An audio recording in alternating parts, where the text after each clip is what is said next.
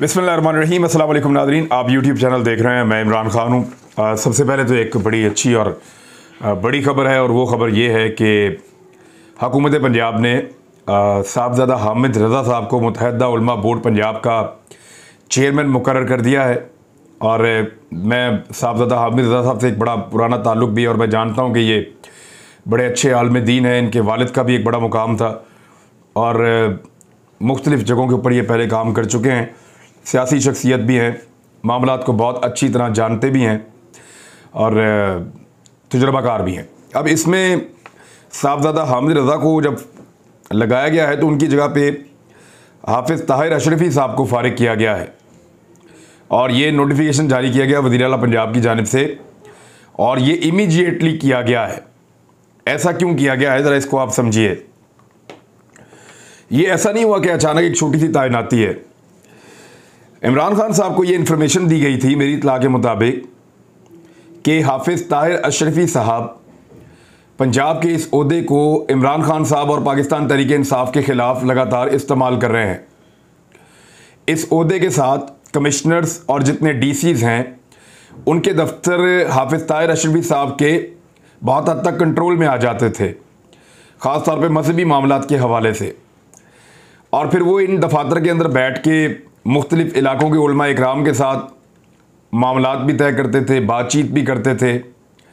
तो इस वजह से वो इस पोजीशन को इस्तेमाल कर रहे थे, और ज़्यादातर उलमा जो हैं जिनके साथ वो ताल्लुकात बना रहे थे या जिन उलमा को वो मोटिवेट कर रहे थे, वो मामलात पाकिस्तान तहरीक इंसाफ या साबिक़ वज़ीर-ए-आज़म इमरान खान के ख़िलाफ़ जा रहे थे। तो हाफिज़ ताहिर अशरफी साहब का नुक्ता नज़र इमरान खान साहब के बिल्कुल अगेंस्ट था।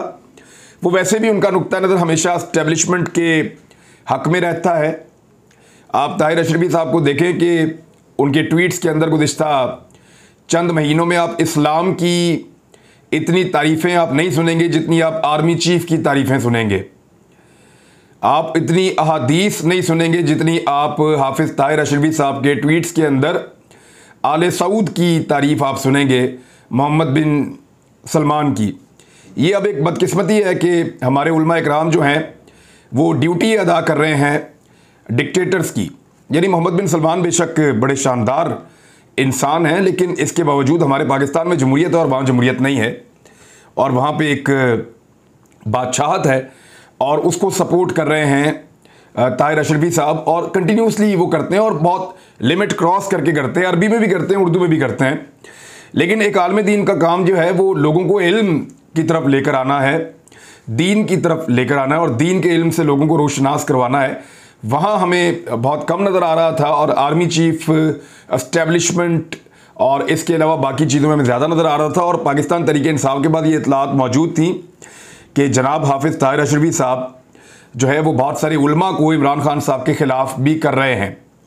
साहबज़ादा हामिद रज़ा साहब जो हैं वो इमरान खान साहब के वो भी एक करीबी आलिम दीन थे, और अब बिल्कुल ये आइडेंटिफाई नहीं हो रहा था। यानी पंजाब पुलिस की सिक्योरिटी की गाड़ियाँ हाफिज़ साहब के साथ होती हैं, 2 रेंजर्स की भी गालिबन एक गाड़ी इनके साथ होती है, एलीट फोर्स इनके साथ होती है।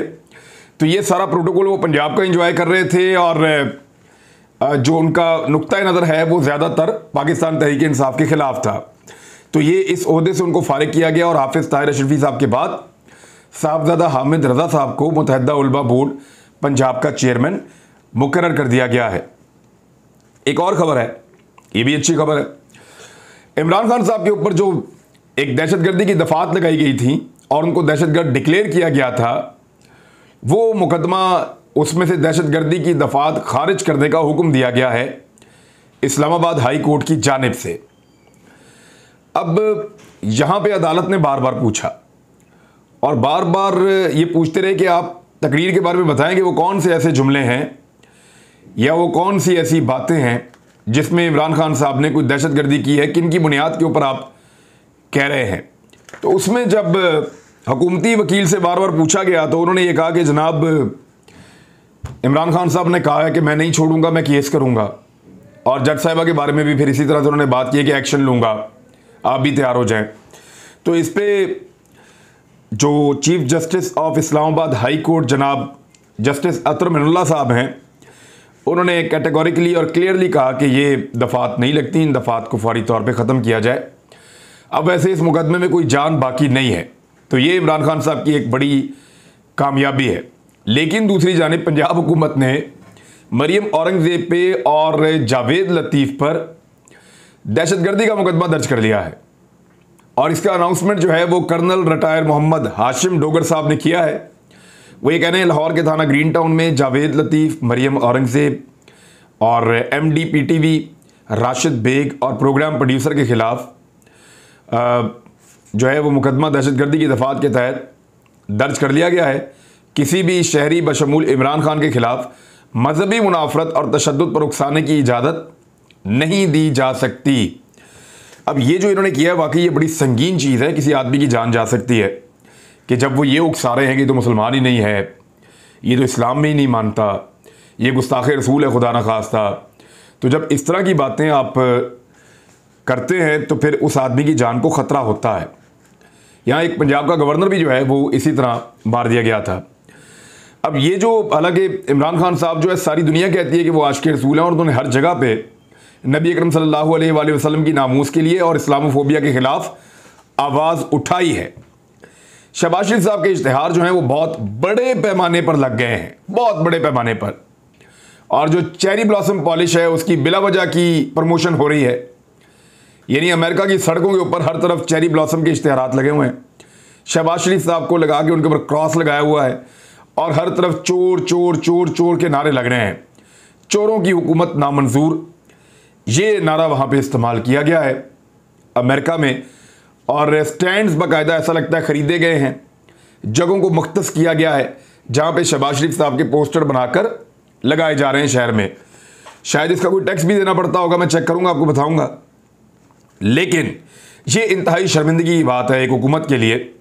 और एक अजीब बात यह है कि सिंध डूब रहा है, जरदारी साहब पंजाब में आ रहे हैं पंजाब की हुकूमत तब्दील करने के चक्कर में, और बिलावल साहब चले गए हैं शहबाज शरीफ साहब के साथ अमेरिका में। भाई अजीब, इनके सैर सपाटे ख़त्म नहीं हो रहे।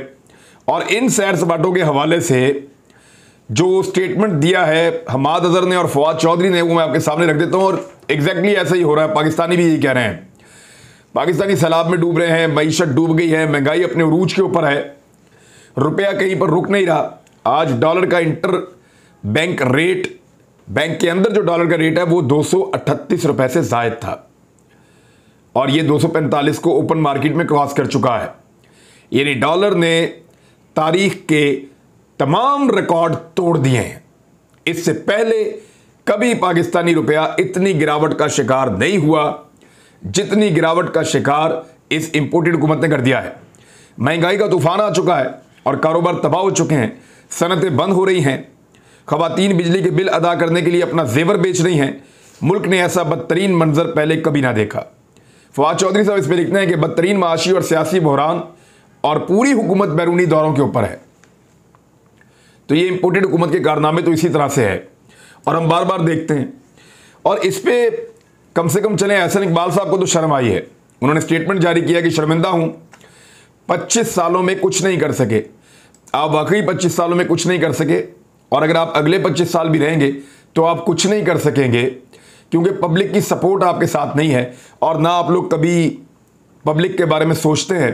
आपकी पार्टी मनी लॉन्ड्रिंग के बारे में सोचती है, आपकी पार्टी के लोग किकबैक्स के बारे में सोचते हैं, और पाकिस्तान के बारे में ऐसा लगता है सोचते ही नहीं है।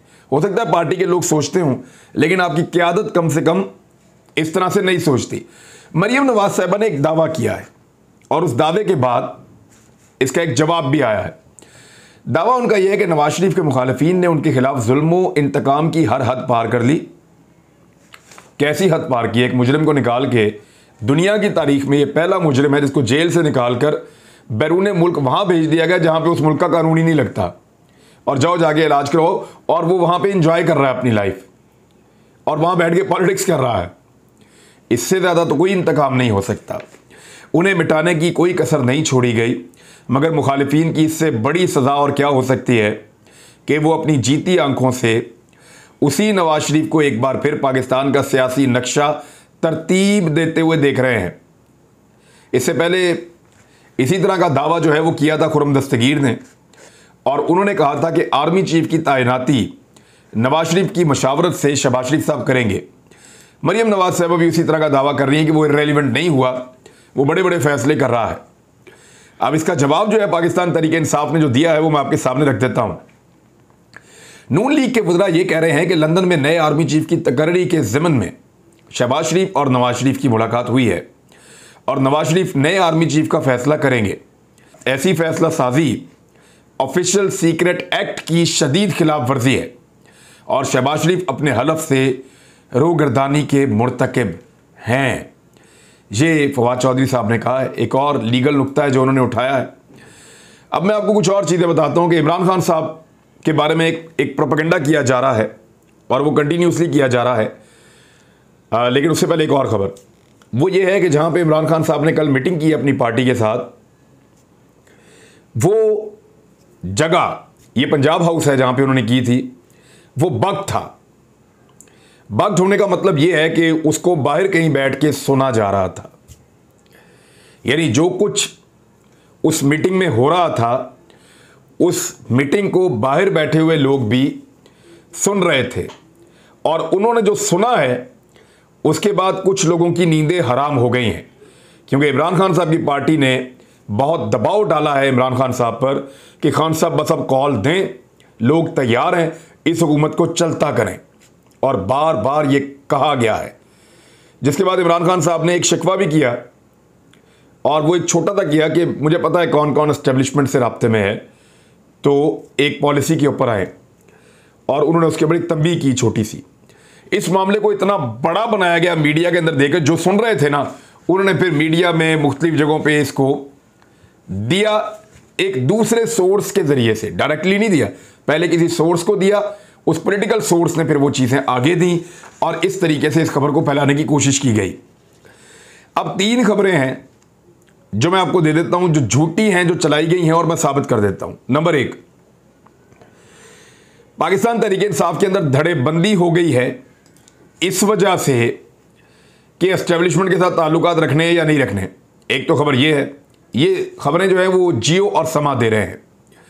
दूसरी खबर यह है कि वज़ीर आला पंजाब के खिलाफ तहरीक अदम एतमाद का इम्कान पैदा हो गया है और बड़े आराम से तहरीक अदम एतमाद हो जाएगी। अब आ जाएं आप तीसरी खबर के ऊपर। तो तीसरी खबर यह है कि पंजाब में पीटीआई को धचका लगने का खतरा है और वो खतरा यह है कि एक नई पार्टी बनाई जा रही है जिसमें जहांगीर तरीन साहब और कुछ और लोग, मखदूम अहमद महमूद और अलीम खान साहब की ख्वाहिश है, उनके चैनल पे ऐसी चीज़ें चलती रहती हैं कि वो एक पार्टी ऐसी बना रहे हैं जो जनूबी पंजाब के अंदर बहुत बड़ा डेंट डालेंगे। हालांकि जनूबी पंजाब में एक भी सीट इन लोगों से नहीं जीती जा रही थी, जहांगीर तरीन से और अलीम खान से और मरियम नवाज से। इन्होंने पूरा जोर लगाया हमजा शहबाज के साथ मिलकर और कुछ और ताकतवर लोग भी इनके साथ थे, लेकिन इसके बावजूद ये लोग इलेक्शन वहाँ पे हार गए थे। तो अब वहाँ पे किस तरह की ये किंग पार्टी बनाएंगे, अब इस किस्म की झूठी खबरें फैलाई जा रही हैं। तो सबसे पहले हम पोस्टमार्टम कर लेते हैं कि क्या वाकई तहरीक अदम एतमाद हो सकती है या उसको लाया जा सकता है। तो ये आप देख लें, पंजाब में तहरीक अदम एतमाद नहीं हो सकती और ये तहरीक इंसाफ की क़यादत ने इमरान खान साहब को इसके ऊपर ब्रीफिंग भी दे दी है। कोई ख़तरा ऐसा नहीं है। मुस्लिम लीग नून के 5 अरकान असम्बली की रुकनीत मुअत्तल है इस वक्त और 5 अरकान 15 इजलासों में शरीक नहीं हो सकते। अगले 15 इजलासों के अंदर वो शरीक ही नहीं हो सकते। 5 अरकान वो मुअत्तल हैं, उनको अभी तक जो है वो फारिग नहीं किया गया, जो वहाँ से दोबारा इलेक्शन हो जाएगा। तो अगले 15 इजलासों के अंदर वो शरीक ही नहीं हो सकते। मुस्लिम लीग नून के पास 156 से भी कम अरकान मौजूद हैं। तहरीक इंसाफ और मुस्लिम लीग काफ को 186 अरकान की गैर मशरूत हमायत हासिल है, वो 186 लेकर जीते हुए हैं। अब मुस्लिम लीग नून ने अगर अदम एतमाद पेश करनी है तो उनको 186 का नंबर पूरा करना पड़ेगा। तो वो जो उनके अरकान, उनकी रुकनीत मुअत्तल है, वो अगर बाहर हैं तो नून लीग के साथ अगर काफ लीग के 10 बंदे भी मिल जाए ना, 10 में से 9 ही मिलेंगे, परवेज अली तो वज़ीर आला है, तो अगर वो 9 बंदे भी मिल जाए ना तो फिर भी वो 186 पूरे नहीं कर सकते। अगले 15 इजलासों तक तो वो बिल्कुल पूरे नहीं कर सकते। ये बात इमरान खान साहब को बताई गई है और सूबाई वज़रा ने बताई, और वैसे भी ऐसा कुछ होने नहीं जा रहा। जो सोर्सेज हैं वो ये बता रहे हैं। अब एक सर्वे और आया, जाते जाते आपको बता देता हूँ। ये सर्वे है जी नफरत का। ये सर्वे है लोगों के अदम एतमाद का। जिन टिकटॉकर्स ने झूठ बोला था कि शहबाज शरीफ का दौरा बहुत कामयाब रहा, ये जो अभी गए हैं सेंट्रल एशिया, तो उन टिकटॉकर्स ने अब वीडियोस डालना शुरू कर दिए ये बोल के कि जी हमने खुद नहीं किया था, हमें तो पैसे दिए थे ये काम करने के लिए, और अगर वो पैसे वापस लेना चाहते हैं हम पैसे भाई वापस करने के लिए तैयार हैं, हमने वीडियोस भी डिलीट कर दी हैं, हमारे फैंस हमें माफ़ कर दें। ये था नफ़रत का सर्वे कि पाकिस्तानी अवाम किससे ज़्यादा नफ़रत करती है। जब उन्होंने शहबाज शरीफ की तारीफ़ की तो अच्छे खासे मिलियंस के अंदर जिनके अकाउंट्स थे टिकटॉकर्स के, वो एकदम नीचे आना शुरू हो गए। लोगों ने उनको लाइक और शेयर करना छोड़ दिया, तो उनकी सारों की रोज़ी रोटी वो थी। वो बेचारे आके अब मिन्नतें करके वो ये कह रहे हैं कि खुदा की कसम हम इमरान खान के साथ ना, ये तो हमने पैसे लेकर किया था। इस किस्म की चीज़ें वो कर रहे हैं और ये वीडियोज़ आप जाकर देख सकते हैं। अब तक के लिए इतनी, अपना ख्याल रखिएगा, अपने इस चैनल का भी। अल्लाह हाफ़िज़।